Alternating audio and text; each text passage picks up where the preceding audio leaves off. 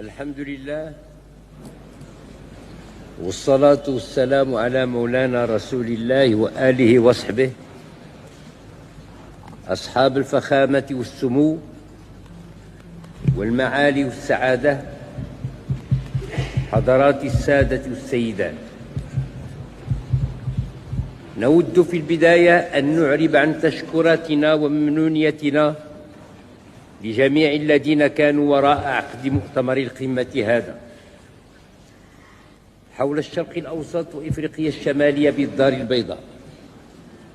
ووضعه تحت شرف الرعاية المزدوجة لكل من فخامة الرئيس بيل كلينتون وفخامة الرئيس بوريس يلتسين. فمؤتمرنا يرمي خصوصا إلى استكشاف ما يتوفر في المنطقة من فرص للنمو الاقتصادي وإمكانات للاستثمار،